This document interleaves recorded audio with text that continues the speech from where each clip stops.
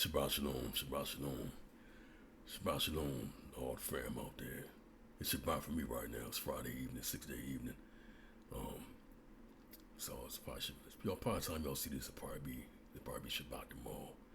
But I just want to come on real quick. I want to talk about a subject that I talked about years ago. This may be a little lengthy, but I'm gonna try to not make it too lengthy. But I had an urge in my spirit to do this. I usually don't. Like I told y'all before, I only do videos when I get the urge or the Holy Spirit move me to do them. And long story short, I'm going to make a continuation of a video. I'll make a part 2 of a video I did years ago called Black Hebrew Israelites That Don't Believe in the Messiah or the New Testament. This is going to be part 2. I'm going to do part 2 today, and y'all willing, I will do part 3 tomorrow. Basically, I've been noticing, well, it's haven't gone nowhere. The spirit of hating the Messiah, going against the Messiah, it's not going anywhere. It's still, as it always has been, but it's getting stronger. And I've been seeing an uptick in that, and y'all put it on my spirit to really talk about this again, to make a part 2 and a part 3 about this. Once again, you have people that call themselves Hebrew Israelites, where they believe in the Old Testament, Renewed Covenant as well, just the Old Testament mostly. They will tell you that they're Hebrews, they're Israelites, and that's what they believe in. Even the Old Testament, they don't believe in the New Testament at all, and they don't believe in the Messiah. They don't believe in Jesus or Yeshua HaMashiach. They'll tell you that. They tell you that they go straight to the Most High. They go straight to the Father. Now, those of us in the know that's a bunch of foolishness, right? But once again, we know this spirit. This spirit is very strong. It's a strong, seducing spirit. And it's taking a lot of people out of here, especially in this hour. And it's only getting worse. So I decided to make a part 2 to this video about that. But the thing about it is, I get all my research from the Bible. I've been studying the Bible for years, and everything comes from the Bible. Now, they say that they don't believe in the New Testament. They only believe in the Old Testament, right? But here's the problem. Jesus, Yeshua, is all through the Old Testament. All through it. And when you hear their arguments or lack thereof, you know that it's a strong delusion or a very wicked spirit that got them in bondage that believe in this, right? So I'm going to get off into it. Like I said, this is part 2. I'm going to try not to be too long, but we're going to deal with the Old Testament. Not going to touch the New Testament at all, maybe a little bit, but mostly it's going to be in the Old. Since they say they believe in the Old Testament, right? So we'll stay in the Old, and I'm going to jump right off into it. No further ado. I want to start off in Psalms 110, verse 1. That's Psalms chapter 110, verse 1. It says up here, Psalm of David. And the Lord said unto my Lord, or my Master, sit thou at my right hand until I make thy enemies thy footstool. Now, what is David talking about? David is looking at something, seeing something. He said, my master said, the master said unto my master,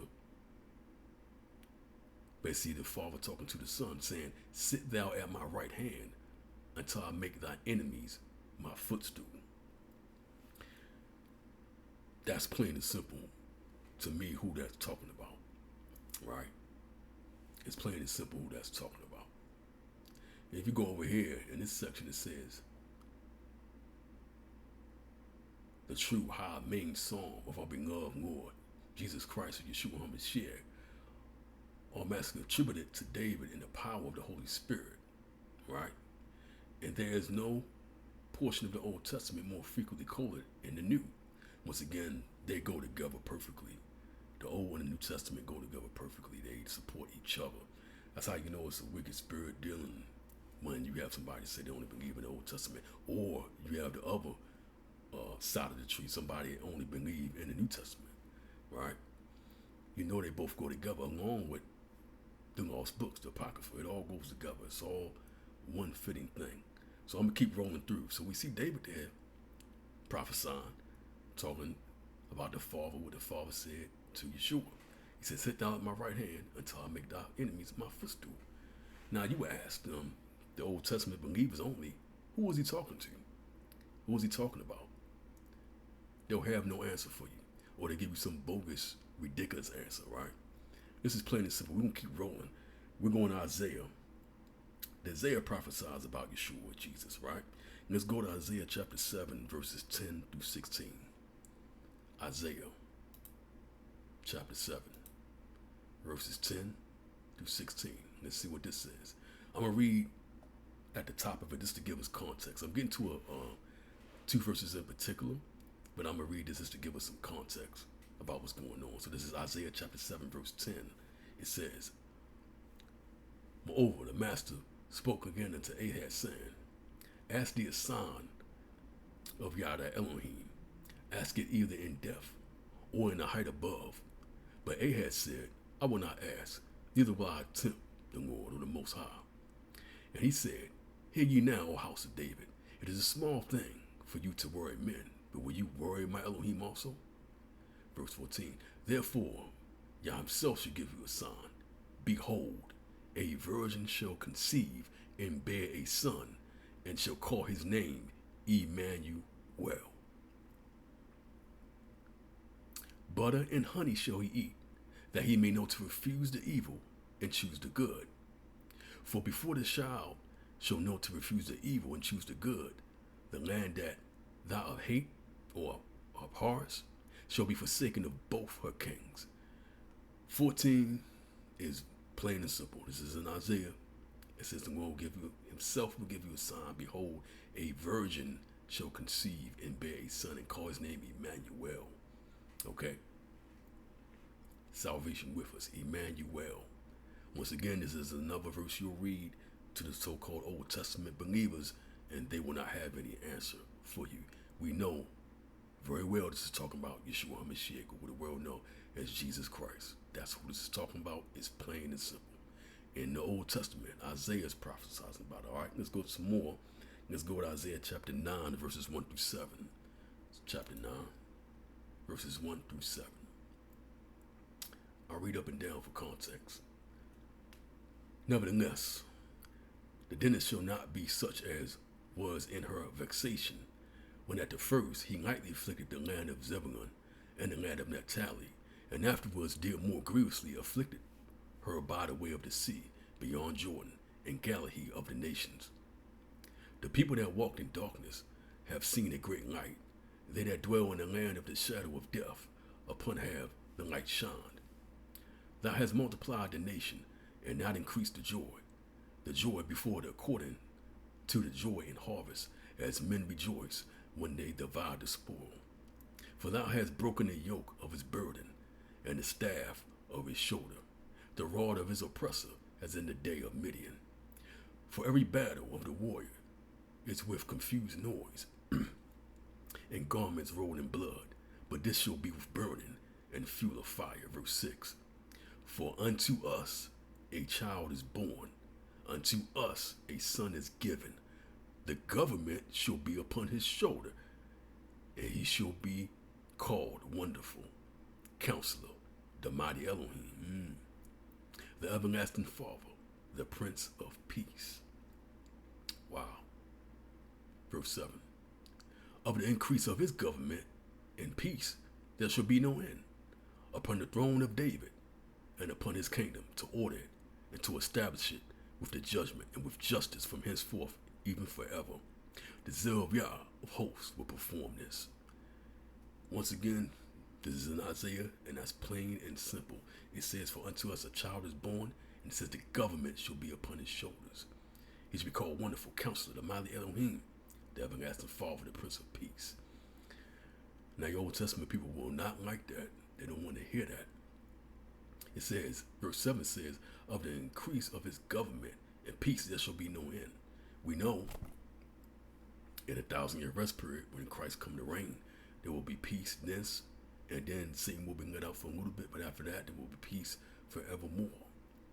That's plain and simple who that is talking about. This is in the Old Testament that they say they believe in, right? They say they believe in the Old Testament, but here we are. How would they explain away these verses? in the Old Testament. Let's keep rolling. I want to go to Moses a little bit because Moses talks about Yeshua as well. We're going to go to Deuteronomy chapter 18, verses 14 to 22. That's Deuteronomy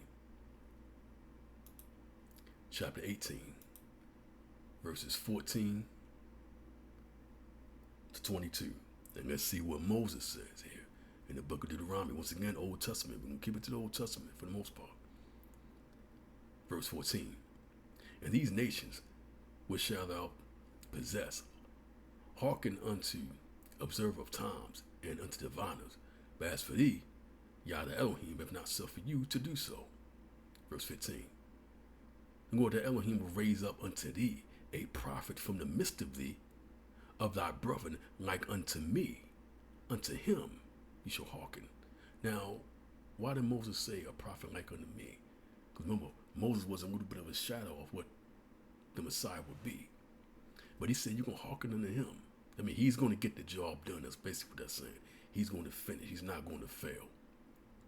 We know Moses even got in trouble. Even he had some trouble and wasn't allowed to go into the promised land because he let the people upset him.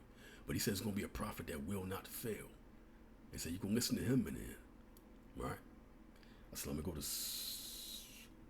22. Let's keep going. According to all that thou desires of Yah the Elohim in Horeb in the day of the assembly, saying, let me not hear again the voice of Yah my Elohim, neither let me see his great fire anymore, that I die not. You know that's important. That is important right there. We know that when Yah came down on Mount Sinai and all that thunder and loud thunder and lightning hit the mountain, people got scared and they asked Moses to speak for them. Remember that? See, these people, these Old Testament believers, they say that, well, I don't need Jesus. I don't need Yeshua. I don't believe there's nobody in between me and the Most High. But yet we keep seeing you can't deal with the Father straight up. You're not pure enough. All through this, it's right here. It says, I'm going to read it again, verse 16.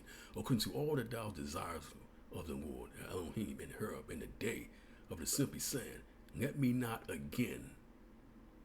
hear again the voice of Yah my Elohim, neither let me see this great fire anymore, that I die not. Even they knew they weren't pure enough to see the Father straight up, to go to the Father straight up.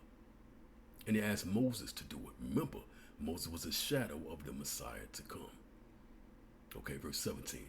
And Yah said unto me, they have well spoken that which they have spoken. So Yah confirmed it. He confirmed that. To have Moses be an intercessor, if you will. Here we go. I will raise them up a prophet from among their brethren, like unto you. This is Yah talking to Moses now. And will put my words in his mouth, and he shall speak unto them all that I shall command him. And it shall come to pass that whoever will not hearken unto my words which he shall speak in my name, I will require it of him. Verse 20. But the prophet which shall presume to speak a word in my name, which I have not commanded him to speak, or that shall speak in the name of other gods, other mighty ones, even that prophet shall die. Verse 21. If thou shalt say in thine heart, how shall we know the word of Yah have not spoken? 22. When a prophet speak in the name of Yah, if the thing follow not, nor come to pass, that is the thing which Yah have not spoken. But the prophet have spoken it presumptuously, thou shalt not be afraid of him. So Moses said the sign of a prophet is whatever he prophesied, it will come to pass. Now, like I said, I'm not going to skip to the New Testament too much, but I'm going to do it one time here because let's see if Yeshua or Jesus fulfilled that. Let's see if he did that. We're going to Luke chapter 21. Luke chapter 21, verses 5 through 24. I'll read the whole thing so we can get the context, at least the majority of it anyway. Once again, this is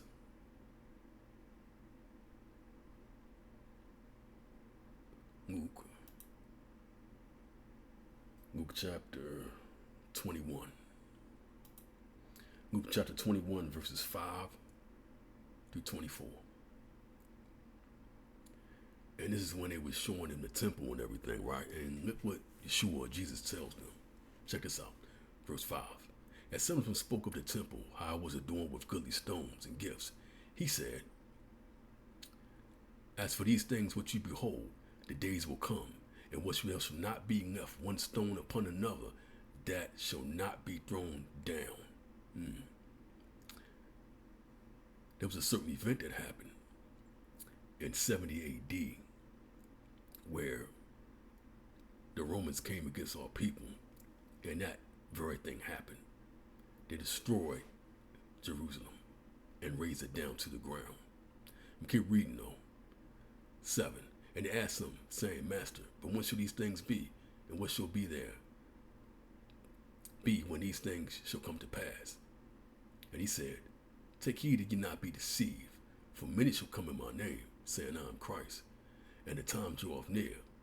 Go ye not therefore after them. But when ye shall hear of wars and commotions, be not terrified, for these things must first come to pass, but the end is not by and by. Verse 10. Then he said unto them, nation shall rise up against nation, and kingdom against kingdom. Verse 11. And great earthquakes shall be in diverse places, and famines, and pestilence, and fearful sights, and great signs shall there be from heaven.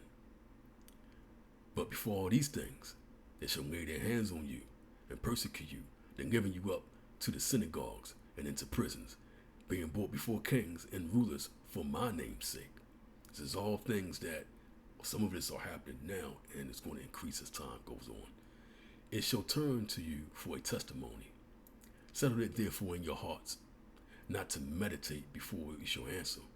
For I will give you a mouth and wisdom, which all your adversaries shall not be able to gainsay, nor resist. And you shall be betrayed both of parents, brethren, kinfolks, friends, and some of you shall they be caused to be put to death. And you shall be hated of all men for my name's sake. These are the true followers of the Messiah. But there shall not an hair of your head perish, and your presence possess you your soul. And when you shall see Jerusalem compassed with armies, then know that the desolation thereof is nigh. There we go again, talking about the event in 70 AD. Okay? Then let them which are in the Judea flee to the mountains, and let them which are in the midst of it depart out, and let not them that are in the countries enter thereinto. For these be the days of vengeance, that all which are written may be fulfilled. But woe unto them that are with child, and to them that give suck in those days, for there shall be great distress in the land, and wrath upon this people. And they shall fall by the edge of the sword, and be led away captive into all nations. And Jerusalem shall be trodden down of the Gentiles until the times of the Gentiles be fulfilled. We see there, Jesus tells us a lot about what was going to happen. He basically gave us an overview of the 70 AD event when Rome destroyed our temple and destroyed Jerusalem. And he said, they shall fall by the edge of the sword and shall be led away captive into all nations. Did that not happen? Okay, that was prophesied also in Deuteronomy 28. That's what happened. That's where we at till this day. We're all nations until this day. And Jerusalem is being trodden down by the Gentiles, what we call the Revelation 2:9 and 3:9ers, right? Those that say they are Jews but are not, but are the synagogue of Satan. That sounds like a true prophecy to me. We saw that happen. We're living in it right now. So once again, when we go back to what it said in Deuteronomy about the mark of a prophet is what he says shall come to pass. So we see definitely that our Messiah wasn't a false prophet. Everything he said came to pass, and everything he also said is going to come to pass. It's coming to pass now. Okay? I just want to clear that up. Now I want to get into the connection of the book of Daniel and the book of Revelation, because the two go together. Daniel and Revelation go together to give you an overview were actually a detailed version of the New World Order and the Mark of the Beast. Okay? So let's go to the book of Daniel. Let's go to Daniel chapter 7. We'll read verse 1 through 8, and I'm going to skip down and read verse 15 to 25. Once again, that's the book of Daniel, chapter 7, verses 1 through 8.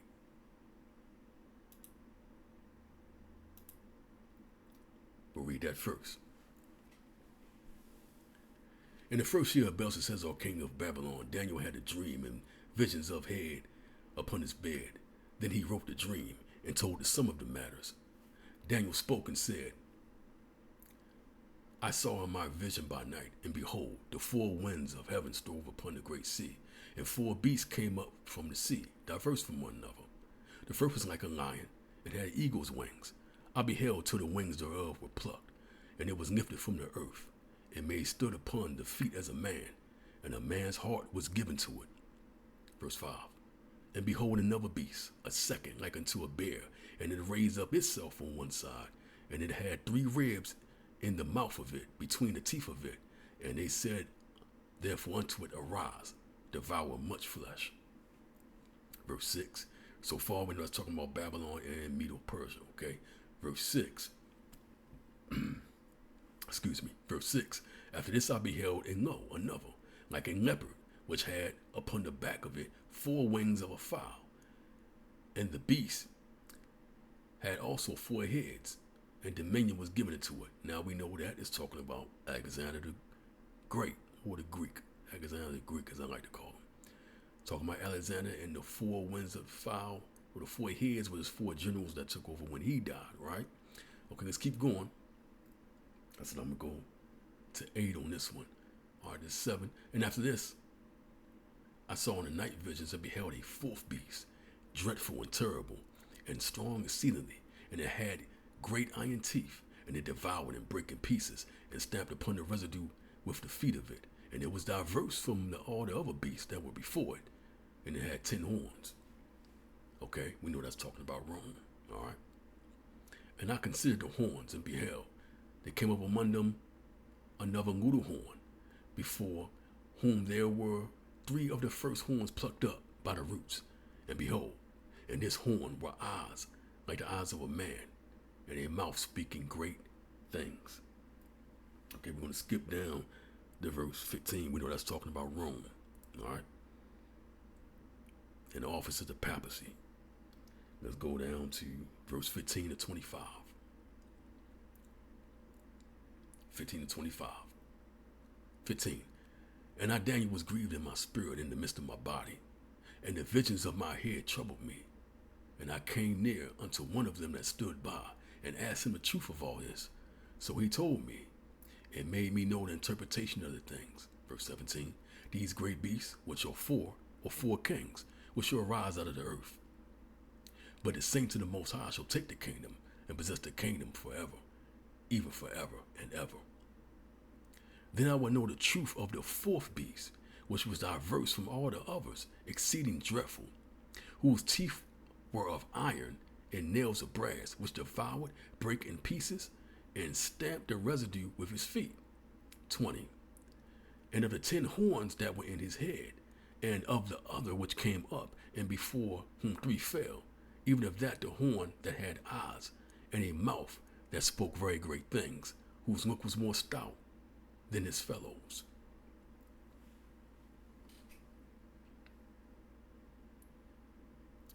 "21. And I beheld, and the same horn made war with the saints and prevailed against them."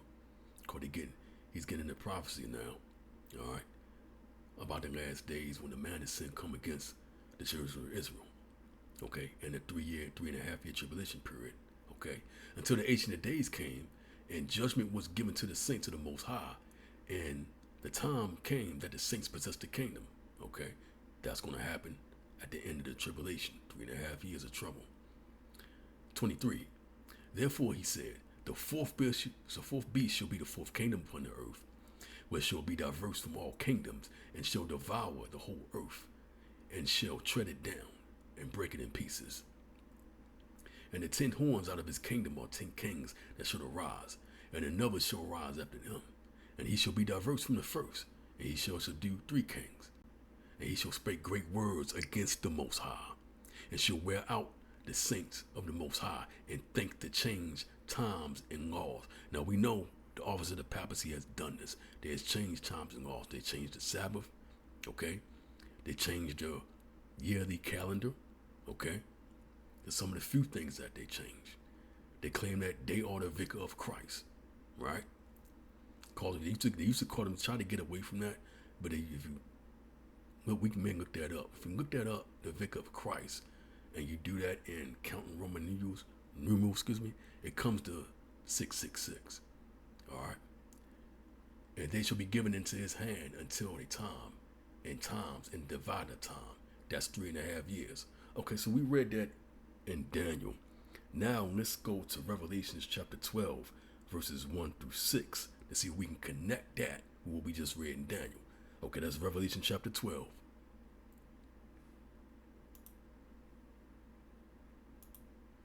We're going to read verse 1 through 6. And there appeared a great wonder in heaven, a woman clothed with the sun, and the moon on her feet, and upon her head a crown of 12 stars. And she being with child, cried, travailing in birth, and pain to be delivered. And there appeared another wonder in heaven, and behold, a great red dragon, having 7 heads and 10 horns. We just said about them 10 horns, didn't we?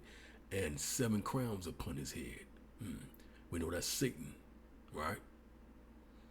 And there was 10 horns again, right? And his tail drew the third part of the stars of heaven, and they cast them to the earth. And the dragon stood before the woman, which was ready to be delivered, for to devour her child as soon as it was born. So it says his tail drew a third part of the stars of heaven. The third part of the angels went with Satan, right? Let's read verse 5. And she brought forth a man-child, who was to rule all nations with a rod of iron. And her child was caught up unto Yah, and to his throne. That is talking about Jesus, Yeshua. Verse 6. And the woman fled into the wilderness, where she had a place prepared of Elohim, that they should feed her there 1,260 days. That's 3.5 years. That's talking about the second Exodus into the wilderness. So what we just read in Revelations lines up with what we just read in Daniel. Then let's go some more. Let's go to Daniel chapter 18, verses 15 to 27. Let's go back to Daniel chapter 8 and verses 15 to 27. Let's do another connection. All right, verse 15. And it came to pass, when even I, Daniel, had seen the vision and sought for dominion, then behold, there stood before me as the appearance of a man. And I heard a man's voice between the banks of Ulah, which called and said, Gabriel, make this man to understand the vision. Verse 17. So he came near where I stood, and when he came, I was afraid and fell upon my face. But he said unto me, Understand, O son of man, for at the time of the end shall be the vision. So he told him when it was going to happen. Now as he was speaking with me, I was in a deep sleep on my face towards the ground. But he touched me and set me upright. And he said, Behold, I will make thee to know what shall be in the last end of the indignation, for at the time appointed the end shall be. The ram which thou saw having 2 horns are the kings of Mede and Persia, right? We know that. 21. And the rough goat is the king of Grecia, right? Alexander the Greek. And the great horn that is between his eyes is the first king, Alexander. 22. Now that being broken, where 4 stood up, remember Alexander died early and his 4 generals took over. 4 kingdoms shall stand up out of the nation, but not in his power.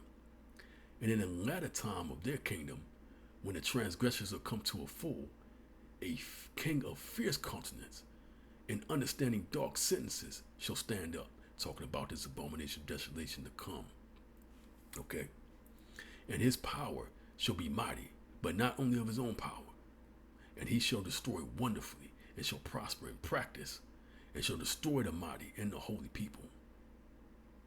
And through his policy, once again, underline that word policy, and through his policy, also shall he cause craft to prosper in his hand, and he shall magnify himself in his heart.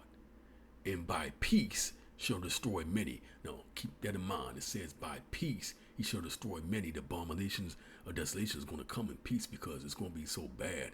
People are going to be looking for an answer, taking anything that they can get. And this man is going to come talking about he got a solution, right? So it says, and by peace shall destroy many, and he shall stand up against the princes of princes, that is Jesus Christ, Yeshua HaMashiach, but he shall be broken without hand.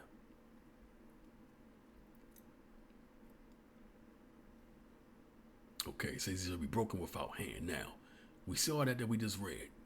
Now let's go in Revelations and connect that. Let's go to Revelations chapter 13, verses 11 through 18. Let's go back to Revelations and connect that. Revelations chapter 13, verses 11 to 18. Here we go. And I beheld another beast coming up out of earth, and he had two horns like a lamb, and spoke as a dragon. And he exercised all the power of the first beast before him, and caused the earth and them which dwell therein to worship the first beast, whose deadly wound was healed. Okay, the first beast, which we talking about the man of sin, and the false prophet. The abomination of desolation and the false prophet will most likely, we believe, will come out of the office of the papacy. So he said this office of the papacy is going to make everybody worship that first beast.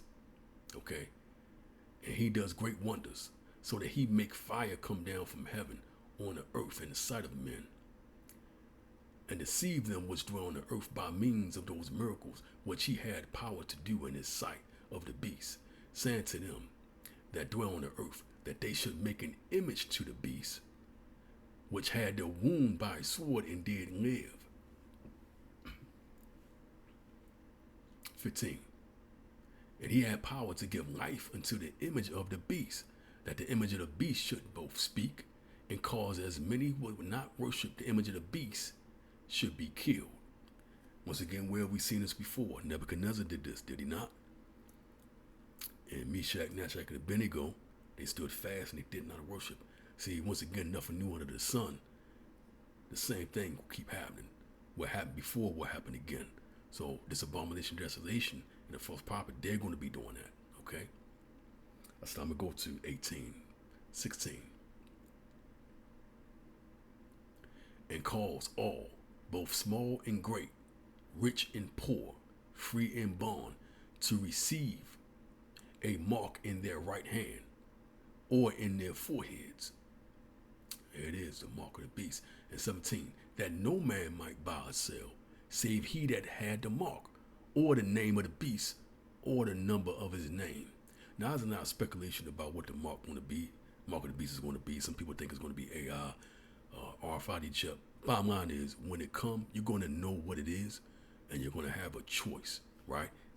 You're going to have a choice to take it or not.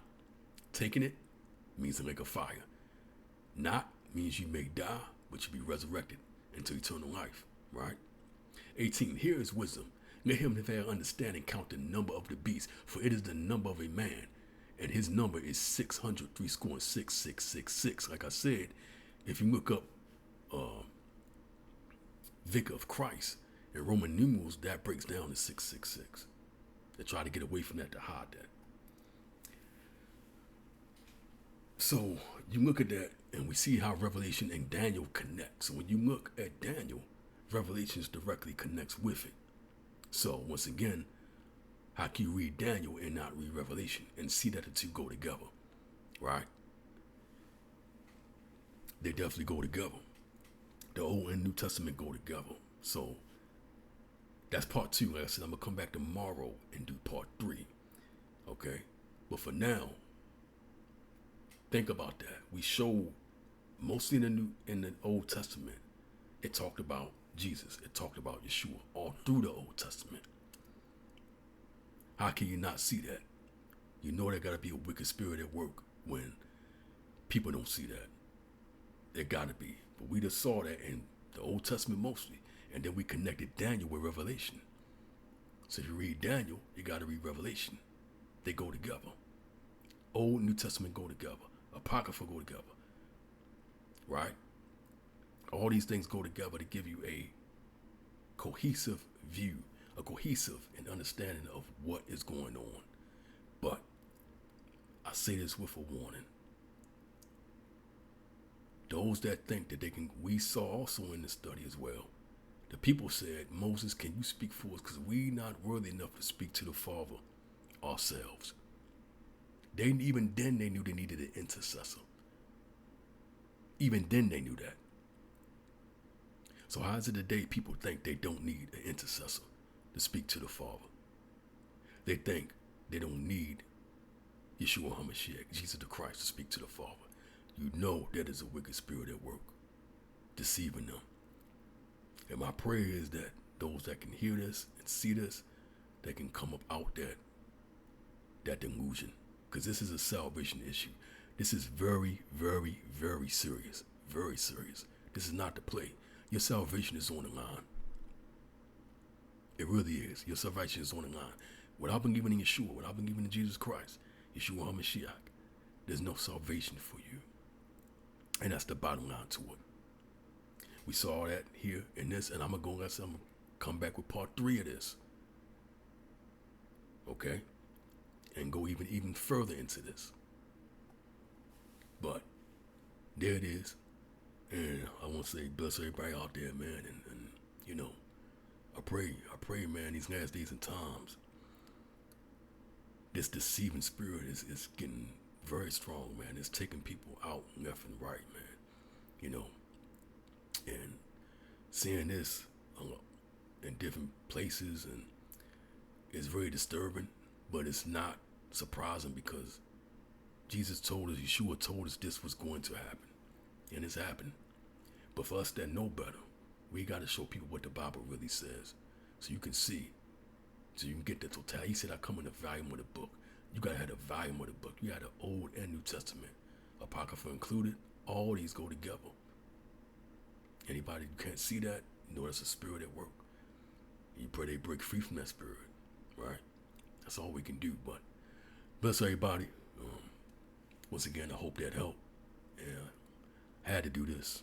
I had to. It was on my spirit. Most High put it on me. You know, it's funny because I'm very quiet. I don't feel like talking too much. And I was praying to y'all, you know, I want to increase my talents. You know, people talk about my voice and stuff like that. I say, well, should I do something? Should I do more of these videos? And really wasn't feeling like it. And then, you know, certain couple things happened early in the week to make me do this video. And that was like my answer to do more. So, you know, all praise in the Most High, in the name of Yeshua HaMashiach, Jesus the Christ, wherever you know, wherever you say Jesus Christ, or wherever you say Yeshua HaMashiach, or wherever you say Yeshaya, I'm talking about the Son of the Most High, and whose salvation is. That's what I'm talking about. And my prayer is y'all edified and you got something out of this, and hope that you can clearly see the connection here. We'll get into more later, y'all willing, but all praise the Most High and bless all y'all. All right. Shabbat Shalom. See y'all next time, y'all willing. Hallelujah.